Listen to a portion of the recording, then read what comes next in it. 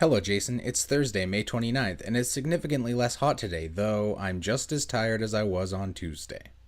But nonetheless, we must move on, and first I want to point out that we've hit a very important milestone. Your last video was our 100th video since January 1st, which makes this our 101st, so go us!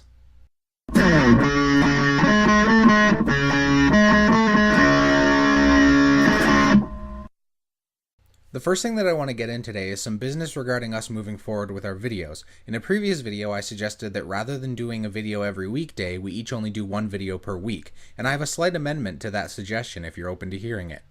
My new plan arose out of the concern that if we're only doing one video per week, then how are we going to continue to do Badass Mother Fridays? If, say, I'm on Tuesday and you're on Thursday, then there is no Badass Friday to be had. And now my counterproposal, which does reduce the number of videos per week, but still allows us to exchange Fridays. So what do you say to having us do videos on every Monday, Wednesday, Friday, interchanging each week, one of us having Monday and Friday, and the other having Wednesday?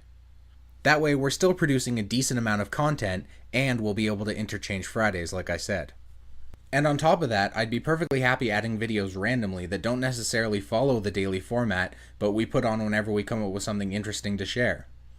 And so say if I record a new song and I want to share it with everybody, I don't have to wait until my next video, which may be nearly a week away.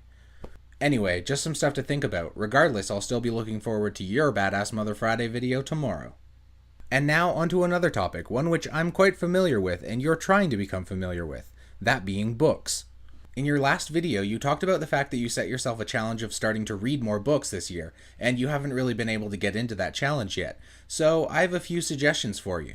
In the form of a few books that I recommend to a lot of people I know who don't necessarily read that much but want to get into reading. And the first one is one that I've already suggested to you, Dexter. The reason that I suggested Dexter to you was, quite frankly, because you already know the story, you already have a visual for the characters, and so you'll be able to get into reading without really having to stress out too much about the small details. And also because the majority of the book pretty much follows the first season up until the end, and when you read the end of the book, you'll see how completely different they made the TV show. At least beyond season 1. The next book that I would recommend to you is one that you've already sort of recommended to yourself, and that's the Silver Linings Playbook. You recently watched the movie version of this book, and you said that you really enjoyed it, and that it might be something that you'd be interested in reading later on. And considering the fact that I gave it the year's first perfect 10 out of 10, I'd have to say it's a pretty good book. In particular, I think it'll appeal to you because it involves running, and football, and an interesting character, and a love story, and a lot of things that we've been talking about all year long, really. My next two suggestions are pretty much my go-to choices for people who don't read very often but want to get into reading, and those are Life of Pi by Yann Martel and The Hitchhiker's Guide to the Galaxy by Douglas Adams. Interestingly enough, both of these books have been made into movies. In fact, Silver Linings Playbook was made into a movie and Dexter was made into a TV series, so pretty much everything I'm recommending you, except for the last book, which I'll keep a mystery for now, has been made into some sort of visual medium. And I only bring that up because I usually find that suggesting books to people who don't read very often, it's generally better to offer them something that they have an alternative so that if they get caught up in the book, they can watch the movie and figure out where they are. I will add rather briefly that Life of Pi is a book that you're going to have to read twice because there's a lot of information in it that doesn't necessarily become relevant until later on. Whereas Hitchhiker's Guide to the Galaxy is just a really fun read, so out of those two, I would definitely suggest Hitchhiker's Guide first. And now for the last suggestion that I have, which is that random mystery book that I mentioned before that hasn't been made into a movie, and it's Catcher in the Rye. Catcher in the Rye is a book that I pretty much recommend to people who I want to become addicted to reading, because it's the type of book that you end up reading 3 or 4 times, and you always find something new and interesting in it. Moreover, it's the kind of book that provides a feeling that you end up getting addicted to and searching for in other books. It's the same feeling which, if you remember a few videos back, I described feeling when I was reading The Perks of Being a Wallflower, though I don't think I would really suggest that book for you particularly because it's a bit heavy. But anyway, if for some reason you can't find yourself interested in any of the other suggestions I've given you, definitely pick up The Catcher in the Rye. It's the type of book that'll start a lifetime of reading. And now onto my reading challenge progress. I recently finished reading 2001: A Space Odyssey, the novelization of the script that was written before the movie came out.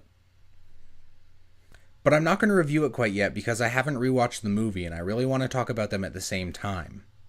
So we'll skip over that for now, and I'll just tell you that the next book I've started reading is my biography for next month, and it's A Long Way Gone, by Ishmael Bea, who was a child soldier in Sierra Leone, and it's his story living through that experience. So far, this book has been a rather unique experience amongst the biographies I've read this year because it's the true story of pretty horrific events. While you could definitely argue that the Diary of Anne Frank is the true story of rather horrific events, she at least describes them in terms of civilized life, whereas this book is just completely off the map. At least from our privileged perspective, and that's the rather haunting thing about this book, the fact that we think that we live on this civilized and secure planet, but things like this, things like child soldiers, are still happening. We just prefer not to think about them. To illustrate this point, I'll let you know that I've read about 40 pages so far, and I've already felt sick to my stomach about 10 times. And so, when I do review this book, I think you'll have to look forward to a video about the types of issues that we just prefer not to think about from our privileged perspective. And the horrors of the world that we actually live in, the things that are actually going on as we speak. But to balance out that rather sobering dose of reality, I've also started reading a lighter book that I mentioned in my previous video, The Empire Striketh Back, the William Shakespeare version of the second movie in the Star Wars trilogy. And it's conveniently divided into 5 acts, so I intend to read 1 act each day for the next 5 days, easily adding another book to my read pile. And now on to Battleship. Your last shot was a hit. Look who's suddenly back in the game. And I'm not going to be fooled by your attempts to suggest that my shot was a complete and utter miss. I'm going to continue with my pattern and attack H7.